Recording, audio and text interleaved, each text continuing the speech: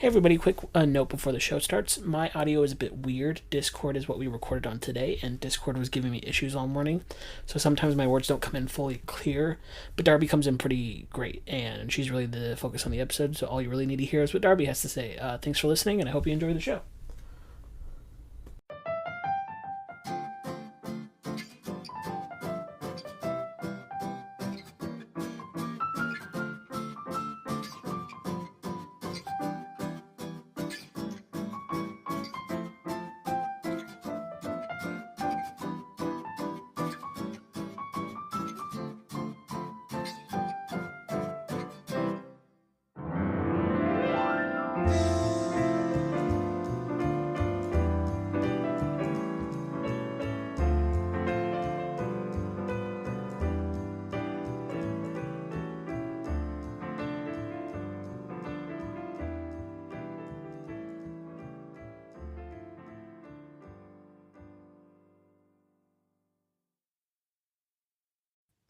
Hello, everybody. Welcome back to the Comic Books Matter podcast. I'm your host, Jesse, and with us today to talk about a comic book character that has changed her life is someone you might have seen on Twitter at Legend of Darby. It's someone who is passionate about comic books, but the thing you might know her most about is her love for our Sith Lord and Savior, Jar Jar Binks. It's Darby. Hi. So Darby, as we talked about just a second ago, this is a show to talk about our passions about characters, stories, anything about comics that impacted us. And I know today you're going to be talking about Harley, but if you want to introduce yourself a bit and tell everybody kind of what your background into comics is and kind of the journey to get to Harley.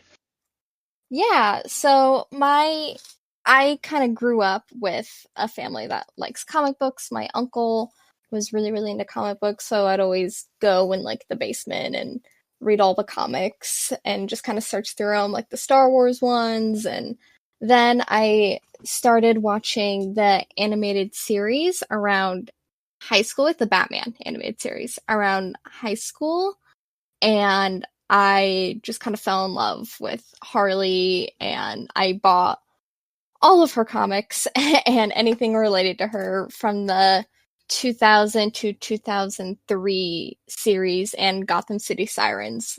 And that's what kind of got me into wow, this is me, this is my character.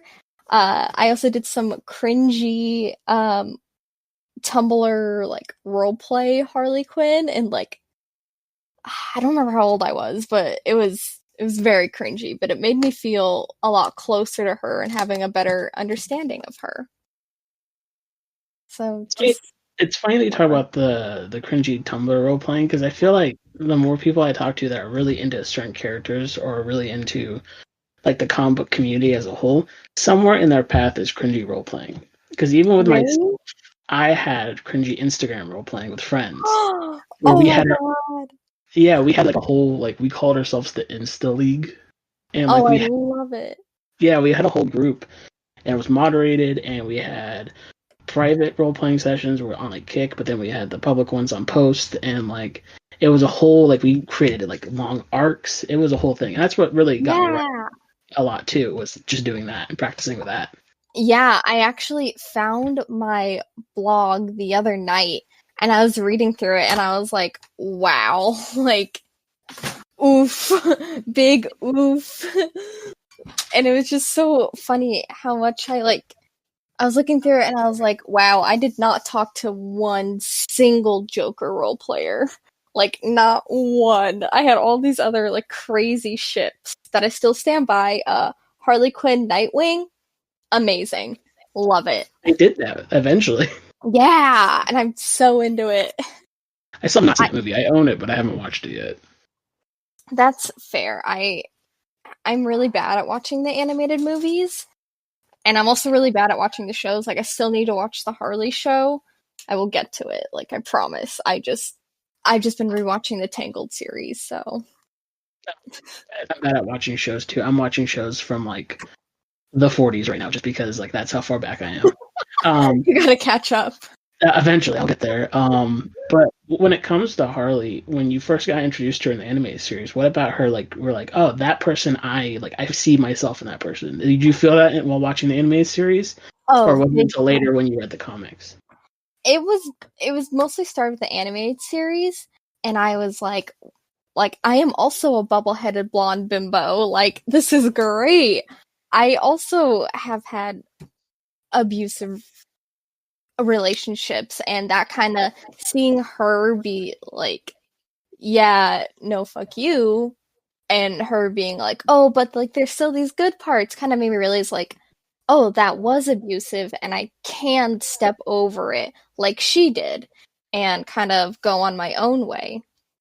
So I was like, wow, we're both stupid but smart and know how to use like our charm and our wit to our like liking, like how she kind of like gets out of things with Batman in that one episode where he like has her handcuffed in the car and she's like, "Ah, Batty, come on, B-man, you know me, like you can let me go." And he's like, "Yeah, I guess just don't do anything stupid." And she's like, "I'm gonna go do stupid stuff. See ya." And It's like I love the two best Harley episodes, and I wonder if they're your favorite ones. It's the Harley and Ivy basically go on a shopping spree. It's one of the Christmas yes. things. Oh, love it. But then the other one is when she creates her own plan because the Yeah. Joker won't do anything to her. Yeah, I love that. I love seeing her independence and her strength throughout the series and how more she comes to like know herself and love herself, which is awesome. What's great about the episode, I know the Joker comes back, I think, after that episode, but at the end of that one, he falls like into he falls off the train, I believe it is. And like to the like abyss, and like she's now free of him in a way at the end of that episode. Yeah, exactly. They kind of do it like like you're more than this kind of thing. Sure. And I love Gives her that. such a spotlight. Yeah, which she deserves. She's an amazing character, and it's crazy to me that her first appearance was the animated series, and she hasn't been around forever, like however long the Joker's been. I feel like their dynamic really gives him a better character in the sense of like, oh no, he's really shitty. Like, guys, like, look, he's a villain. It's not like the other villains that, like, Mr. Freeze, who's a villain for his wife. Like, no, Joker's just an asshole. Like, It gives him like it takes away any sympathy you could have had that like this was a man who lived a normal life and then became the Joker. And deep down somewhere in him, maybe it's a man, but then you see how abusive or poorly he treats Harley in every single aspect. And you're like, there's no hope for this guy. yeah, exactly. Like, I don't remember if it's exactly the shopping episode because I have a terrible memory and everything kind of mushes together. But it's the one where she is staying with Ivy and he comes to get her back. And he's like begging and like realizing that he's like nothing without her. And it's like, no, you're just being manipulative to get her back to you so you can manipulate her more. Like, that's all this is. Yeah. And so from the anime series onward, like further on to the comic books, with I haven't read all of the Harley stuff. I'm pretty bad at reading all of her stuff, but the further along it gets, how did the character evolve to you? Like, did she become? Did you get closer to her through the comics, or as now they have further progressed into the newer stuff, have you felt some disconnect with her? I honestly have not read the newer stuff. I read a couple of the new 52, and I was like, fuck this. Like, this is not Harley to me. It just felt very disconnected. Like, there's this where I'm looking at it right now. There's a scene where she is with Power Girl, and it's just very. I love her and Power Girl, but it just seems very like replacing Ivy in a way of their shopping spree in that episode because they're having a shopping spree and doing all that. And it's like, what? Why don't you just have it with Ivy? And she's already like a very sexualized character, and I feel like the new 52 did not help with that. I feel like it made it worse. by giving her a more male gaze of a look, and it just made me feel like, no, I'm gonna stick with the Night and Day comic and that series with Ivy, because it's more that she doesn't need the male gaze or anything like that. Like, she has a fully covered suit instead of what people would want her to be in.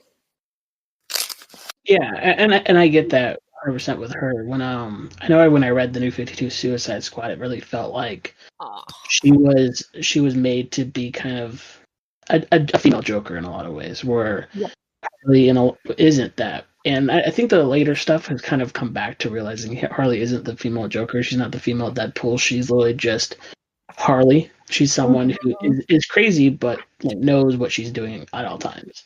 Yeah, she's like a smart bitch. She's a freaking doctor. Like, is Joker a doctor? No. Is Deadpool a doctor? No. Like, she's her own amazing, strong woman that got put in a bad situation and is trying to come out of it, but still be that true self that she realized she found of being Harley Quinn instead of Harley Quinzel.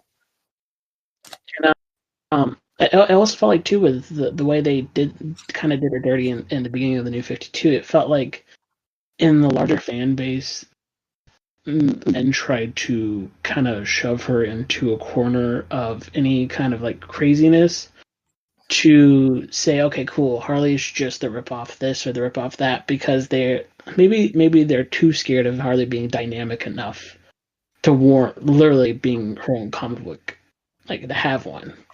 Because like most villains don't get comic books because they're not dynamic enough to do that. And Harley's not even a villain. She's just a person running through life without any rules. Yeah, exactly. She has some, like, obviously bad sides of her, of like, boom, boom, you're dead, haha. But also some really amazing things that she does. She has this whole arc where she saves, like, this child from, like, an abusive situation, I think it was.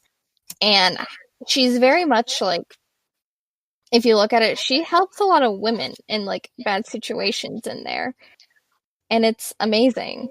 And I feel like the New 52 just has her working with those women and being like, ah ha ha ha, crazy, blowing stuff up.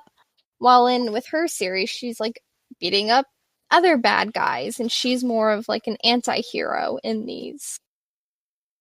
I think people focus so much on like her relationship with the Joker, even now that it's kind of so far removed in a lot of ways. But the movie and the cartoon still focus on, oh, she just broke up with the Joker. She's now learning to live her life without him. It's like, well, by now in the comic book, she's lived her life without him. Yep. She's been doing so much without him. And it's such a focus still, though, for everybody. Yeah, everyone kind of is like, well, it has to be related to the Joker somehow, so we can put him in there to get views. Ha ha ha. Like, and it's like, no, you don't. Put her with Ivy. The gays want that. Put her with Ivy.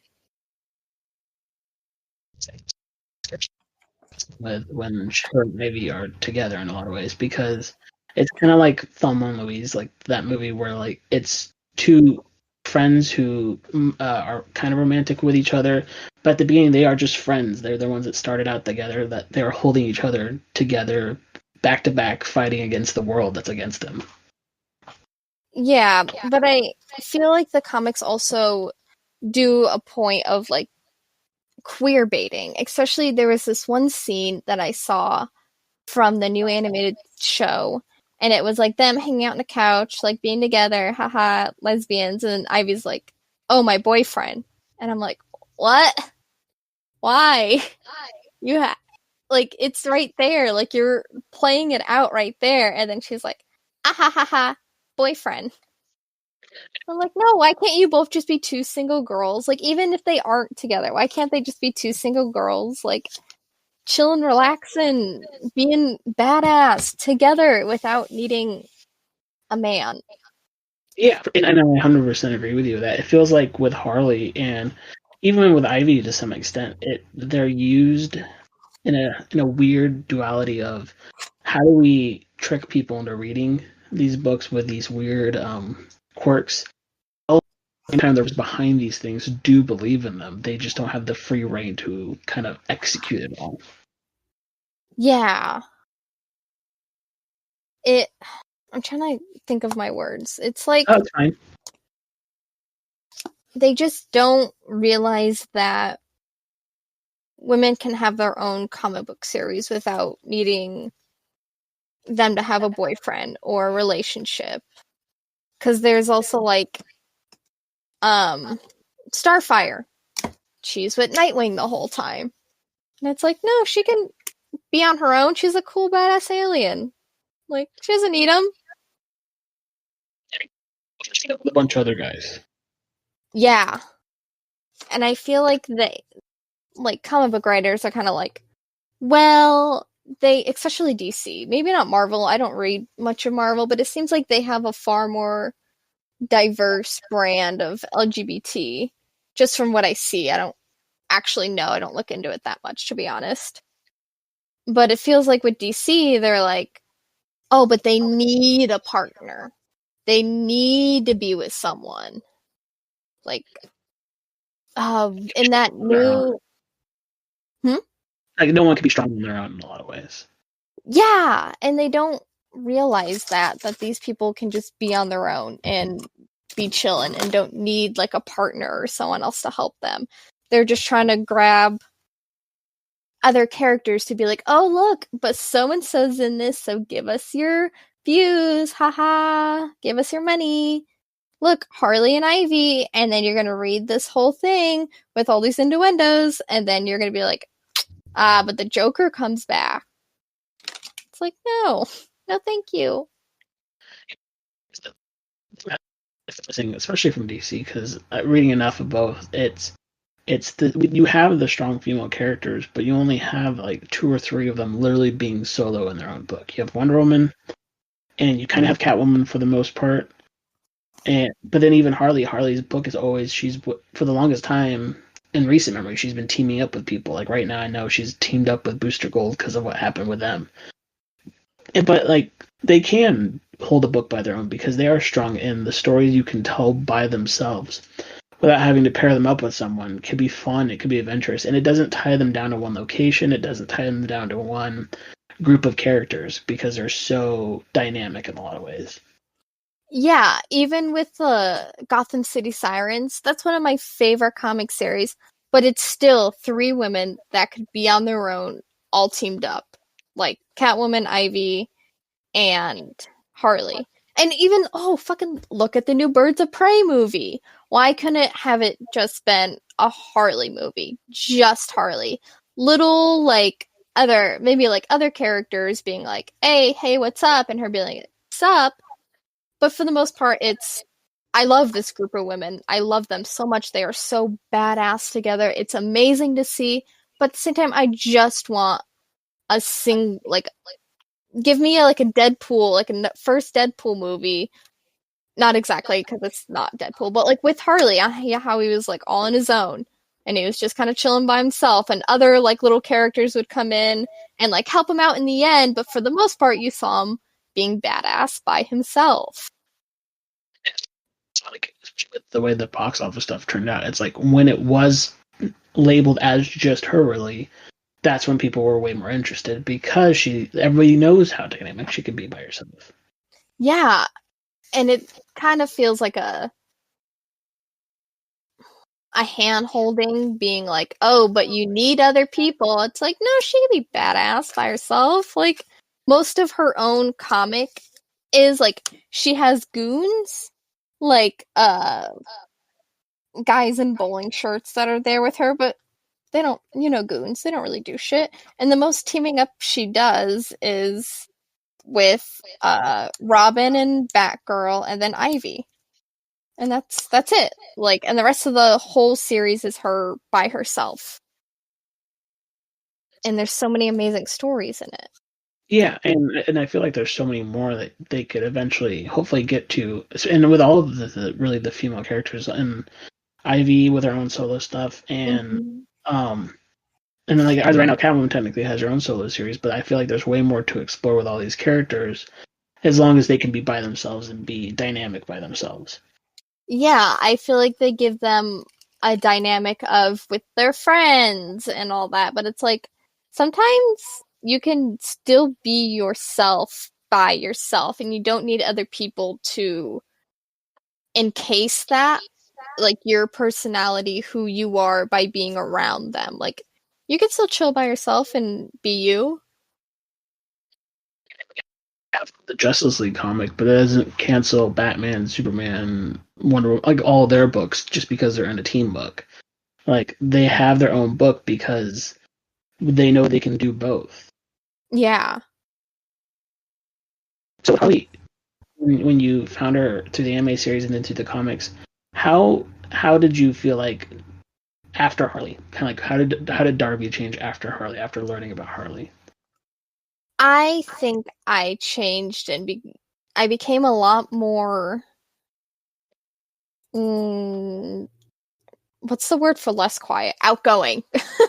I became more outgoing and being like, oh, I can be funny because I was funny like in like middle school or high school or whatever, but then I kind of realized like, oh no, like I can be more of who I am and be like this silly girl and still have people like take me seriously at times, and I can be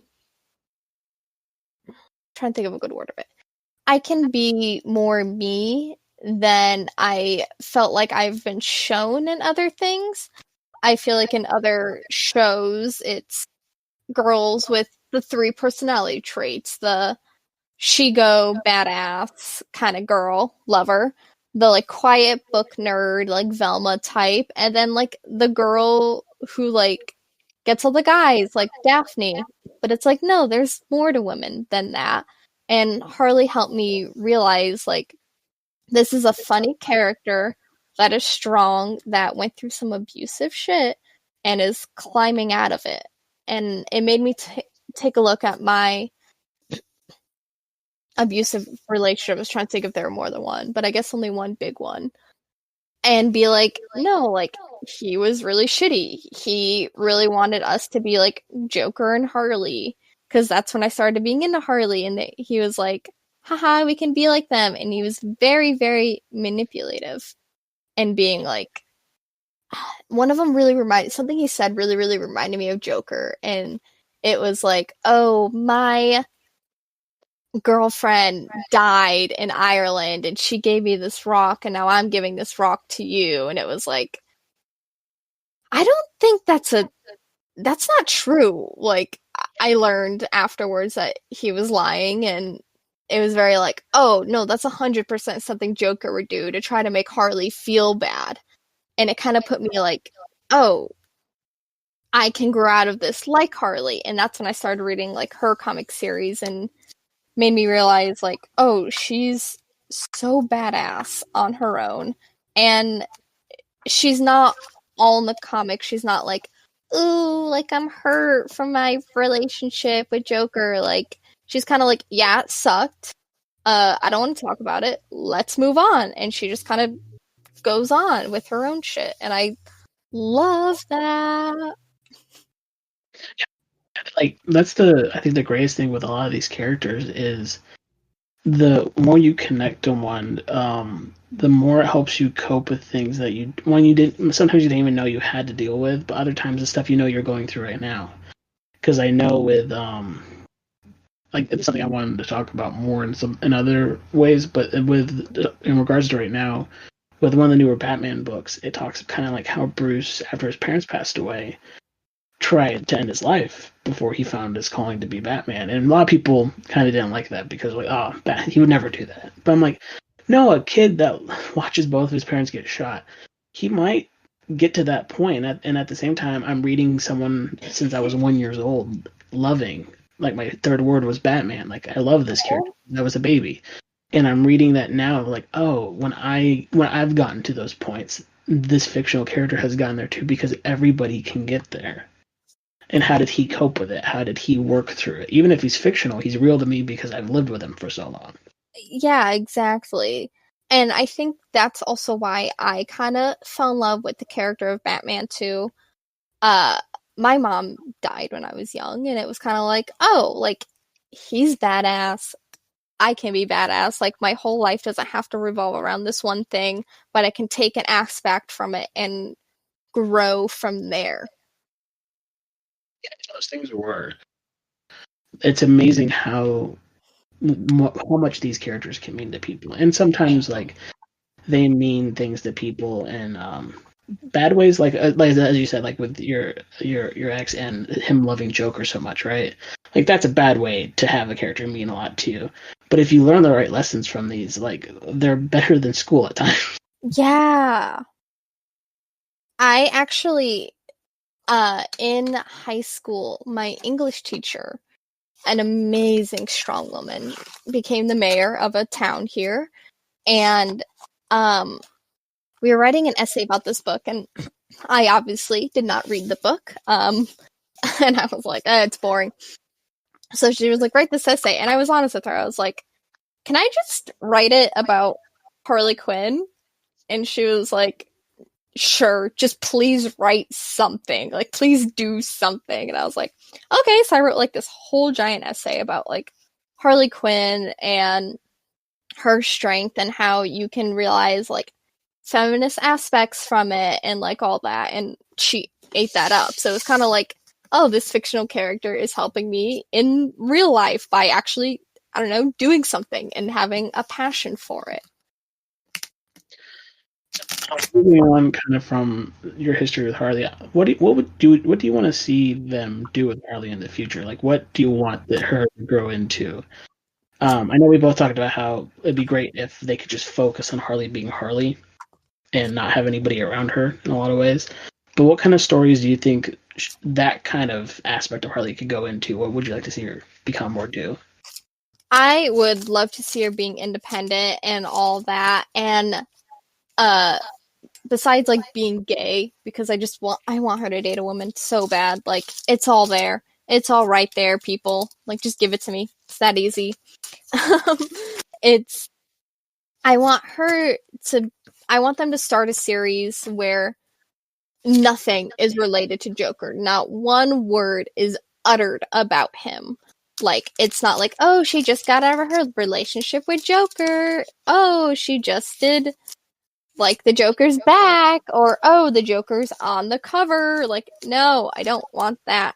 I literally just want to see her being more of an anti-hero type and being like, oh, like, fuck you, Batman. But also, like, I guess we can come to terms with each other and be friends, but like I'm still gonna kill people. Like I'm still gonna like hurt them. Like I'm still gonna beat them up. There was something recently in the Batman books. Like, do you know? You might know, you might not. Do you know all the stuff that's going on with like Joker and Punchline? I do not. So Punchline is a new character that they introduce, who's kind of like joke. They're touting her as Joker's new girlfriend, which I think is kind of gross because I don't think that's exactly what she is. But that's how they're kind of advertising her. Oh. And there's a recent scene because Harley got involved in the recent Batman storyline where she comes face to face with her, and like she's been long gone from the Joker. She's over him in a lot of ways. Where she kind of stares at her as like, you don't know what you're in for, do you? Like you have no idea. And like the Catwoman's with her is like, are you gonna tell her? She's like, no. Like I don't know how to convince someone to get out of this because I didn't know how to get out of it until I did. Like it's one of those things where she's like she's already started to, like they fight each other, so they're like I know she's not gonna listen to me, so how do I deal with this now? And I think that's an interesting dynamic that hopefully they do right and explore that in a good way, but who knows? Yeah, I actually kind of really love that. I love the idea of Harley being like, I want to help you, but I didn't know how to help myself. So like I'll be here for you when you need me kind of thing. Yeah, they get rid of the idea that Punchline is his new plaything and move it more to like, oh, this is a cool new character that is far away from the Joker really quickly. Yeah. I mean, she seems very cool, but like they haven't shown her a lot yet. Huh, that's really cool. I really like that. I didn't really think about it like that. So other than Harley, we're moving more into like just questions, ones I came up with off my head for you. What are some of your other favorite characters, and why are they also some of your favorites? I love Deadpool. Like, absolutely adore him. I think he's freaking hilarious, and I love the idea of like he's in love with death, but he can't die kind of thing. Like, I think that's a very funny dynamic between them two. And like how he is kind of like struggling and is like, haha, mental health issues, and but still moving on from that. And I love like he's like I'm all alone, like fuck everyone, but then he's also like, all right, well, I'm gonna help this one child and tell him that like I'll always be there for him because I know what he's going through, and I love that. I love there's just like small characters that I just like absolutely adore for like no reason really. Uh Stephanie Brown. Uh she was Robin and then Batgirl, and I think it's Hush. Don't quote me on that. She becomes, but something like that. But I love her. I think she's just so quirky and cute and funny, and I adore that. And characters, just like cute little like silly girls, is like my jam. I love Starfire. She was huge. Like I watched Teen Titans growing up, and I was like, I love her. Like, she has no idea what's happening on this planet sometimes, but at the same time, like, she's doing her best. She's trying her hardest. She's making friends, and it's just so nice to see. And I was like, yeah. I didn't like Teen Titans Go at first, and then I started watching it more, and I was like, shit, I love this. It's really funny once you get past that it's not your show.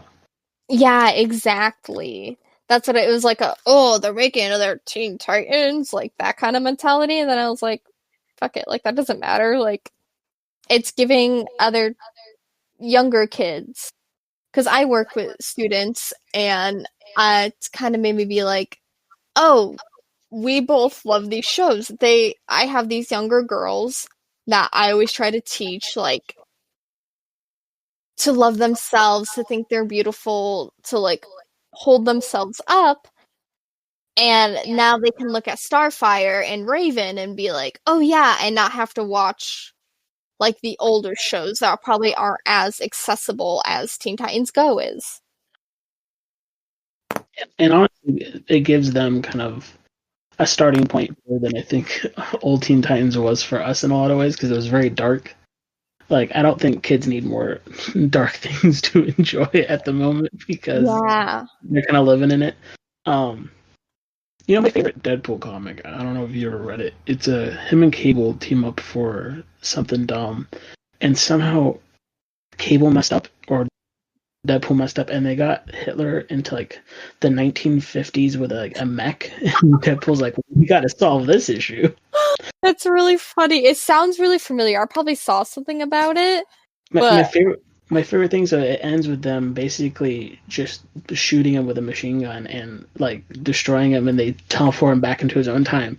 And his soldiers open up the door, and they see all the bullet holes, and they're like, suicide, suicide, and they close the door.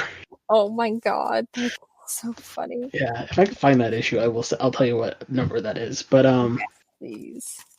if you would like to write a comic book one day, what would you want to write? I would definitely write something Harley, and I would explore her dynamics with herself and being like, as I was saying before, like nothing Joker related, like nope, and more of her being like, all right, now what? Like, I know who I am, I know what I want to do. Do I still want to do this hero stuff, or do I like want to go back to being a doctor? And it kind of explores like obviously they wouldn't let her become back to a doctor, but her being like I could be like a therapist for my villain friends kind of thing. I think would be really funny and cute to see, like her all in her doctor outfit, and then like Two-Face coming in and being like, I need help, and her being like, I got you. I think that would be. I would pick up that book day one, probably. That would be super cute. Because I feel like no one ever remembers that she's like a therapist. Like she went to school and all that shit. People, like, damn.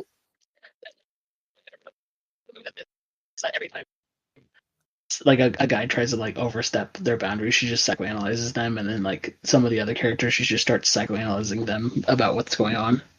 God, that would be so funny if she's just like talking to Ivy and she's like, "Oh yeah, no, this, and this happened to you," and Ivy's like, "What the fuck?" Thank you, Darby, for talking to me about Harley and being on this. Is there anything you'd like to plug? Anything that you're doing besides helping kids in school? You could follow my Twitter at Legend of Darby. I post the worst content, and it's great, and I love it. And then my Twitch, I'm gonna try to start doing more, but no promises. And that is also Legend of Darby. And being on the show. Yeah, thank you for having me. Hey everybody, it's Jesse coming at you again at the end of the episode to plug more of the podcast, social media links, and where you can reach us at, and how you can support us, and also who did the theme song and the logo. You can find us on Twitter at Comic Books Pod. You can find us on Facebook at facebook.com/Comic Books Matter. That's a brand new Facebook page. Give it a like. You can reach us through email at comicbooksmatter@gmail.com.